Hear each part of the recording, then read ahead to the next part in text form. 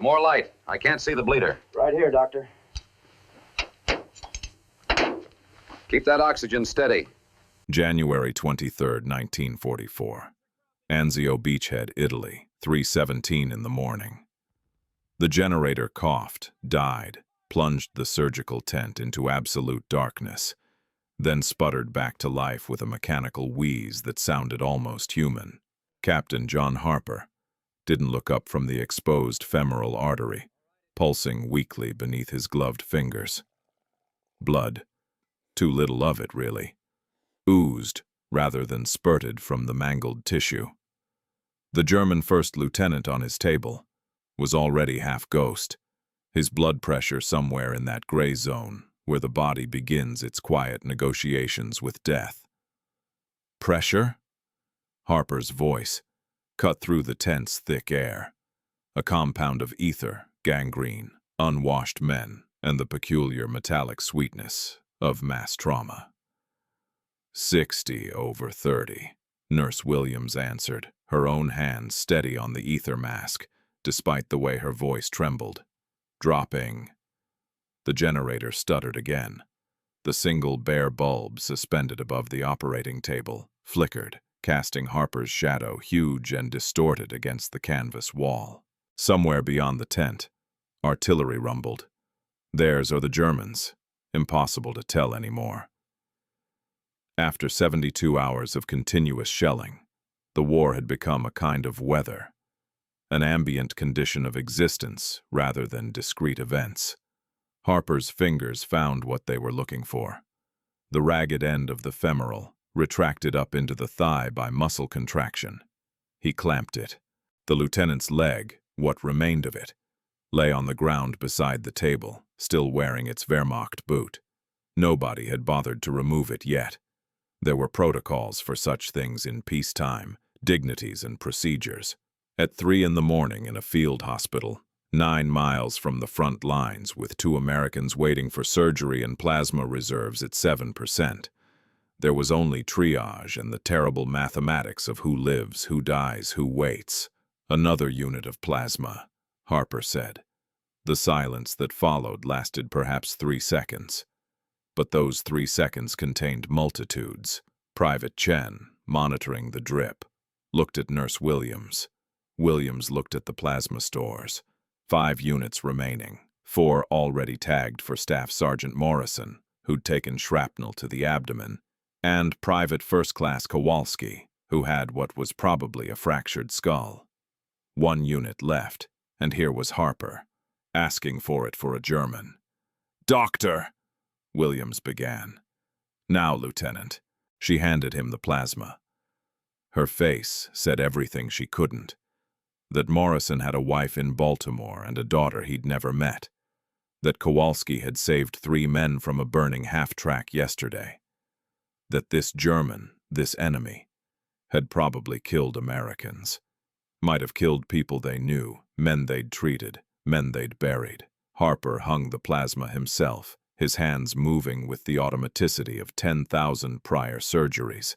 The fluid began its crawl down the rubber tubing, toward the German's arm, what the British medical officers called bottled life, this miracle of modern medicine that lets you pour another man's vitality directly into collapsing veins. "You're wasting it." Major Douglas stood in the tent's entrance, his face half lit by the generator's glow. Douglas was quartermaster, the man who counted bullets and bandages, who transformed the infinite need of war into finite columns of supply. That Kraut was killing our boys 24 hours ago. Yesterday he was the enemy. Today he's just taking up resources. Harper tied off the amputation. Neat, quick, the kind of work he used to take pride in. Back when surgery was about healing rather than harvesting. The stump would be clean, would heal properly if infection didn't set in, would someday fit a prosthetic. If the lieutenant lived through the night, if the plasma held, if shock didn't claim him in the next 6 hours. "Yesterday's not my concern, Major." Harper stripped off his gloves, dropped them in the waste bucket. "Right now he's wounded. Right now he's on my table. By regulation and by oath, That's all I need to know. By regulation. Douglas's laugh was sharp, bitter. Regulations are for peacetime, Captain. This is war. Then what the hell are we fighting for? The question hung in the air between them like cordite smoke. Outside, the artillery had stopped. In that sudden silence, you could hear other sounds. Morrison, groaning on his cot. Chen's ragged breathing as he pumped the plasma drip manually, the wet sound of the German's respiration. Shallow, thready, but present. Still alive, still fighting.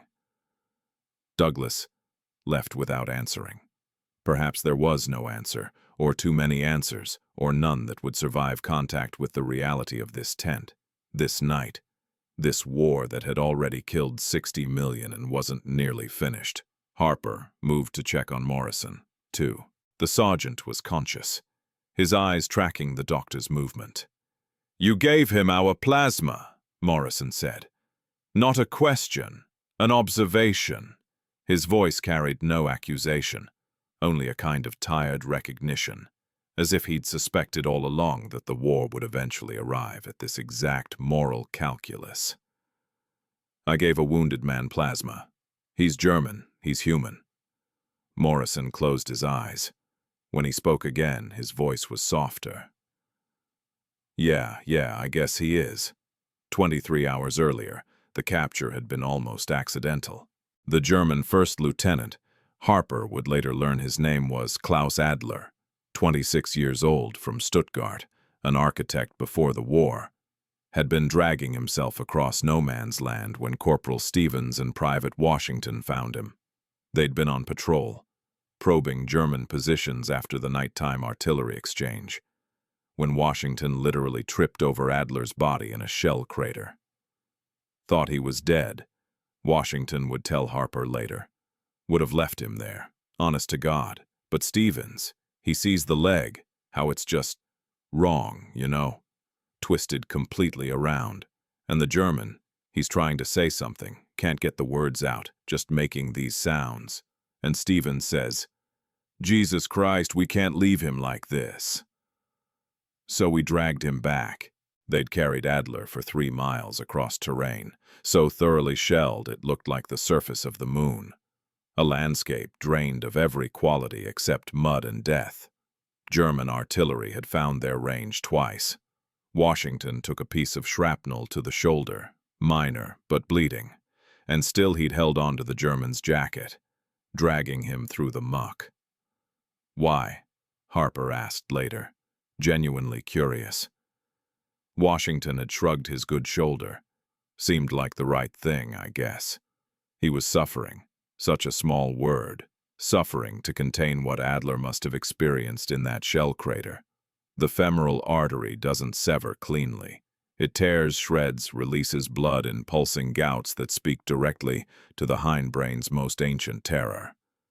Adler had used his belt as a tourniquet, cinching it so tight it had cut through his uniform trousers into the skin. But tourniquets are temporary measures, buying minutes or hours against the inevitable. Without proper medical care, Adler had perhaps until dawn, certainly not longer. When they brought him into the medical tent at midnight, he'd been conscious. Barely. His eyes had tracked the American uniforms surrounding him, and Harper watched the terror bloom in that gaze, the absolute conviction that he'd been brought here for some purpose, worse than death. Interrogation, torture, revenge, morphine, Harper had said, and Adler flinched at the word. Perhaps he understood English, or perhaps the syringe itself was universal language enough. The morphine had sent him into that twilight country between consciousness and oblivion, and Harper had started working. The surgery itself was, in purely technical terms, unremarkable. Above-knee amputation, standard procedure for femoral trauma when the bone is shattered beyond repair. Harper had performed perhaps 30 such operations since landing at Anzio, so many that he'd developed a kind of muscle memory for it, his hands knowing the sequence without conscious thought. Cut here, clamp there, retract, saw, ligate, close. But this one was different, and everyone in the tent knew it. Not different technically. Different morally, different philosophically, different in ways that would keep Harper awake for the rest of his life, playing and replaying the decision, examining it from every angle like a jeweler studying a stone for flaws. The plasma. That was the crux of it. Without the plasma, Adler dies on the table, heart giving out somewhere around the second or third unit of blood loss. With the plasma, he has a chance. But that plasma represented life itself, liquid possibility that could as easily go to Morrison or Kowalski, men who'd worn the same uniform as Harper, who'd fought for the same flag, who'd earned their claim to survival through shared sacrifice. What was the calculus? What mathematics could possibly adjudicate such a choice? Harper had made his decision in less than 5 seconds. He'd replayed those 5 seconds a million times since, searching for the exact moment of choice, the precise instant when he'd weighted the scales. But there had been no moment, only the German's blood pressure dropping, the plasma in Chen's hands, the generator's uncertain light, and Harper's own hands moving as if independent of thought, as if his oath, first, do no harm, had literally possessed him, puppet-mastered him into this decision that violated every tribal instinct, every evolutionary imperative of us versus them. Why, Williams asked him later after the surgery, after Adler had been transferred to the POW tent, after Morrison and Kowalski had both survived their own operations. Why him? Why risk it? Harper had no good answer. Or rather, he had too many answers, each one insufficient, because the Hippocratic Oath doesn't have a nationality clause. Because the moment someone becomes your patient, they stop being your enemy. Because if we start choosing who deserves life based on which uniform they wear, we've already lost the war that matters. Because 24 hours ago, Harper himself might have been the wounded man in enemy hands, and he wanted to believe, needed to believe, that someone would make the same choice for him. All true, none adequate. In the end, Harper told Williams the only thing that made sense. Because I'm a doctor, and he was dying. Klaus Adler woke up 48 hours after the surgery, in a tent he didn't recognize. Missing a leg he kept trying to move. The phantom limb phenomenon, that neural ghost where the brain insists a vanished limb still exists, hit him immediately. His foot itched, his knee ached, his calf cramped. He tried to sit up, to scratch, to stretch, and the movement sent him crashing into reality. The empty space beneath the blanket where his right leg should be, the bandaged stump, the dull throb of amputation pain that no amount of morphine could fully suppress. He screamed. Not from pain. The pain was manageable, distant, muffled by drugs. He screamed from the sudden, vertiginous understanding of loss, the way you might scream if you woke up and discovered your past had been erased, your future canceled. An American medical corpsman, a kid, couldn't be more than 19, appeared at his bedside. Easy, easy, you're okay, you're gonna be okay. The words meant nothing. Adler understood English, had studied it before the war, back when he'd imagined a future that might include traveling, working abroad, living in a world where Stuttgart and New York were connected by something other than bombers. But the meaning behind the words made no sense. He wasn't okay. He would never be okay again. Water, Adler managed. His throat felt like sandpaper, tongue swollen and slow. The corpsman brought water, helped him drink. The simple human kindness of it, the steadying hand behind his head, the careful tilt of the canteen, struck Adler as almost obscene. These were the same people who'd been trying to kill him 3 days ago. These were the enemy. And yet here was this boy, this impossibly young American, treating him with more gentleness than he'd experienced in months of Wehrmacht discipline. Where? Adler's English came out thick, accented. POW tent. Anzio beachhead. You're a prisoner now. The corpsman said it matter-of-factly, without triumph or malice. The doc says you're gonna make it, though. Says you got lucky. Lucky. Adler looked at the space where his leg used to be and tried to find the luck in it. Failed. Harper came to check on him every day for the next week. The visits followed a pattern. Harper would enter the POW tent, acknowledge Adler with a nod, examine the surgical site, change the dressing, check for infection, adjust the morphine dosage. The entire examination took perhaps 10 minutes. Harper rarely spoke beyond basic medical instructions. This will hurt. Hold still, breathe slowly. There was an interpreter, a private named Goldstein, Brooklyn-born, whose grandmother had emigrated from Bavaria and who spoke German with an accent that made Adler simultaneously homesick and disoriented. Through Goldstein, Harper delivered the same message each visit. The main thing is that you live. The war will end by itself. It took Adler several days to understand what Harper was really saying. Not that the war would end soon, though of course it would, Germany's position growing more desperate by the day, the Reich's territorial gains evaporating like morning frost. Not that Adler's survival was guaranteed. Though the amputation had been clean, the infection minimal, the healing progressing normally. No, what Harper was saying, in that peculiar American directness that Adler was learning to recognize, was something more radical. That in this tent, in this moment, the war was already over. That whatever enmity existed between their nations, whatever violence they'd visited upon each other, whatever flags they'd carried into battle, none of it mattered here. Here there was only doctor and patient, healer and wounded, human and human. The third time Harper visited, Adler managed to ask through Goldstein, "Why did you save me?" Harper looked at him for a long moment. His face was difficult to read. Exhaustion had carved deep lines around his eyes and mouth, the kind of fatigue that goes beyond physical tiredness into something closer to spiritual depletion. When he finally spoke, his voice was quiet but firm. "Because you were wounded, because I could, because that's what doctors do. Even for enemies, especially for enemies." Harper paused, choosing his words carefully.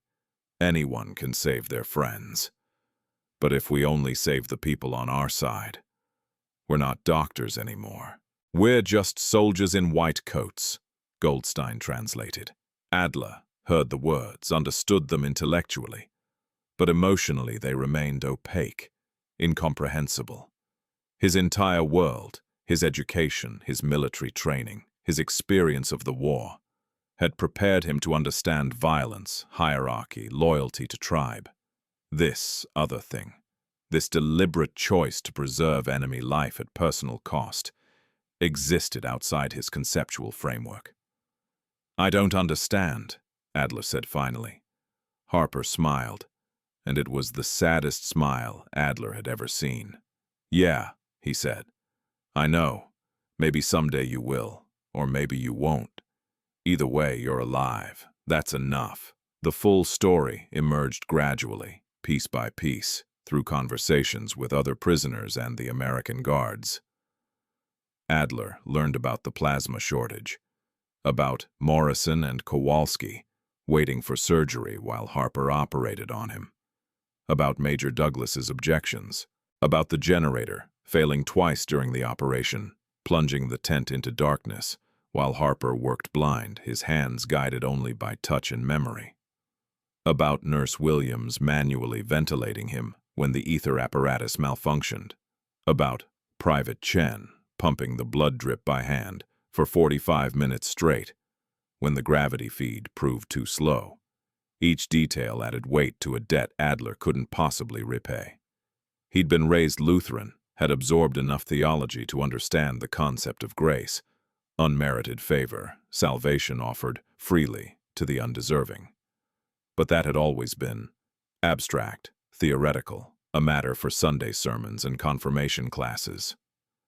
This was grace made concrete, American plasma flowing into German veins, American hands suturing German flesh, American lives risked to preserve an enemy. The paradox gnawed at him. Germany was losing the war, precisely because of American industrial capacity, American resources, American willingness to pour materiel and men into the European theater until the Wehrmacht drowned in the surplus. And yet here, in this tent, that same abundance had been deployed, not for destruction, but for preservation. The same nation that was firebombing German cities had saved his life. How to reconcile these things? How to hold both truths simultaneously? Adler couldn't. Every time he tried to think it through, his mind skittered away, unable to maintain the cognitive dissonance. So instead, he stopped thinking and simply felt. The dull ache of the phantom limb, the sharper pain of healing tissue, the strange lightness of being alive when he should be dead.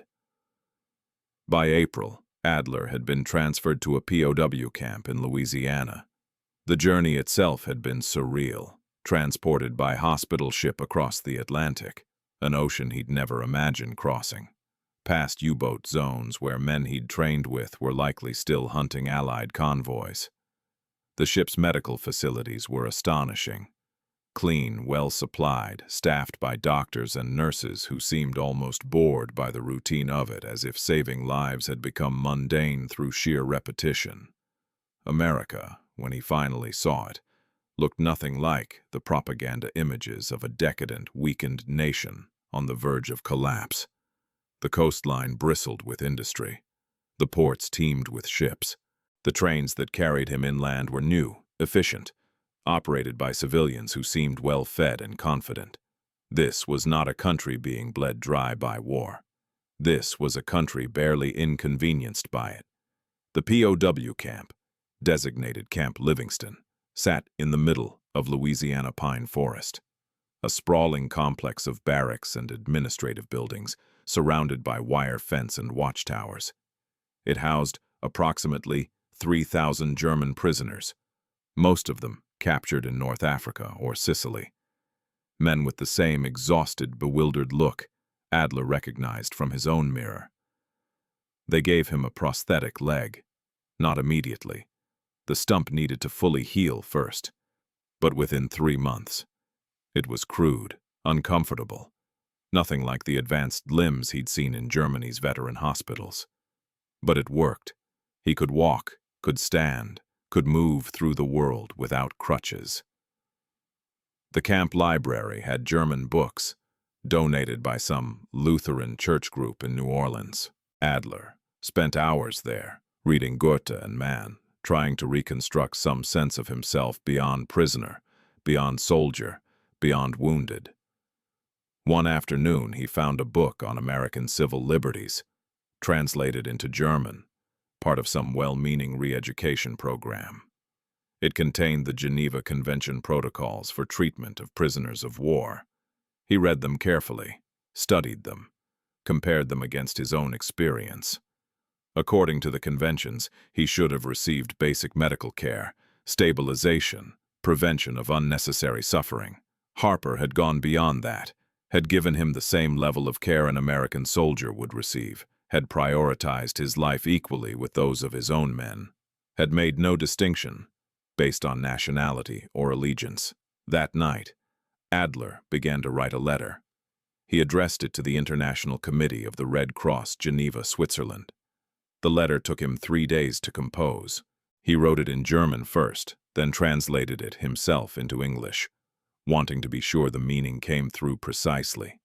He used official language, formal and detailed, the kind of report he might have written as an officer filing after-action documentation. But, beneath the official prose, something else bled through. Astonishment, gratitude, a kind of moral vertigo at having experienced mercy from those he'd been taught to view as enemies. The letter detailed everything: the artillery exchange, the shell crater, his capture by Washington and Stevens, the field hospital at Anzio, Harper's decision to use scarce plasma resources on an enemy combatant, the surgery performed under impossible conditions, the daily visits, the careful monitoring of his recovery. He described Harper's words to Major Douglas. By regulation and by oath. That's all I need to know. He described Morrison's quiet acceptance. Yeah, I guess he is.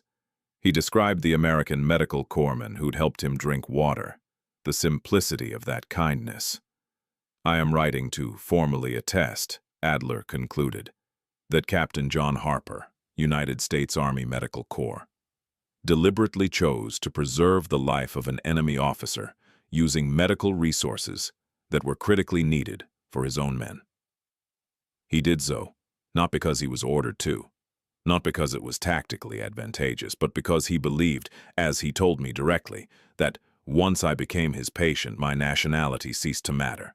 He treated me not as German or American enemy or ally, but simply as a wounded human being entitled to medical care. I submit that this action, while perhaps not technically required by the Geneva Conventions, represents their highest spirit and intent. Captain Harper risked court-martial, risked the lives of his own men, risked his professional standing, because he believed in a principle larger than military necessity. I am alive because of his choice. I suspect I am also better because of it, better in ways I'm still learning to understand. He signed it, dated it, sealed it in an envelope provided by the camp administrator. The Red Cross received thousands of such letters, most of them complaints about mistreatment, inadequate food, violation of protocols. Adler's letter, with its detailed account of exceptional medical care extended to an enemy, would eventually find its way into a larger file on POW treatment, one of hundreds of data points used to assess American compliance with international humanitarian law. But it would also do something else, something Adler couldn't have anticipated. It would become part of the post-war discussions about expanding medical neutrality protocols, about establishing clearer standards for treatment of enemy wounded, about codifying into formal international law what Harper had done instinctively in a surgical tent at Anzio. Years later, elements of Adler's testimony would appear in the revised Geneva Conventions of 1949, particularly in the expanded protections for wounded prisoners of war. Harper's name wouldn't be mentioned. Bureaucracy strips away such particulars. But his action, his choice, his oath, honored in darkness, would echo through the decades that followed, changing how nations treated their enemies wounded, establishing precedents that would save thousands of lives. Harper never knew about the letter. He rotated out of Italy in June of 1944, redeployed to France for the push into Germany itself. He survived the war, returned to Cincinnati, opened a private practice, married, had 3 children, lived a life notable mainly for its ordinariness.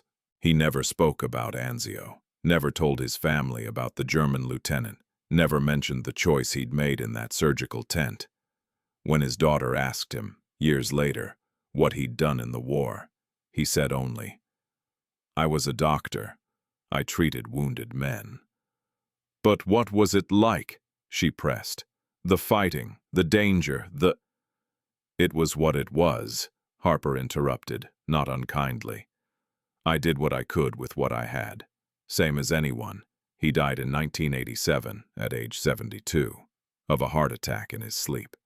The obituary mentioned his military service, but offered no details. A good man, his colleagues said. A skilled surgeon. A quiet presence who'd saved countless lives. At his funeral, among the expected mourners, a stranger appeared. An older man, walking with a pronounced limp, leaning heavily on a cane. He stood at the back of the church during the service, said nothing, shed no tears. When the family filed past the coffin, he joined the line, moving slowly, painfully, as if each step cost him something precious. Harper's daughter noticed him. "Did you know my father?" The old man's English was accented, careful. "Once, very long ago, in Italy." "Were you in the war together?" A pause. In a manner of speaking, yes. He didn't elaborate, didn't explain, didn't tell her about Anzio, about the plasma, about waking up without a leg under an American blanket. Didn't tell her that every step he'd taken for the past 43 years had been made possible by her father's hands. Didn't tell her that he'd named his firstborn son Johann, German for John, in honor of a man who'd taught him that mercy isn't weakness, that humanity survives even in hell's suburbs, that an oath sworn can redeem the world one wounded man at a time. Klaus Adler simply paid his respects, shook her hand, and left. The war had ended itself, exactly as Harper said it would. But what Harper had done in that surgical tent, that hadn't ended. That lived on in Adler's children, in the generations that followed, in the countless wounded enemies treated humanely, because men like Harper had established the precedent, had proved it possible, had shown that you could wear your nation's uniform without abandoning your humanity. The oath in the dark endured, because some things, mercy, dignity, the sanctity of life, don't belong to any one country, any single flag. They belong to everyone, or they mean nothing at all.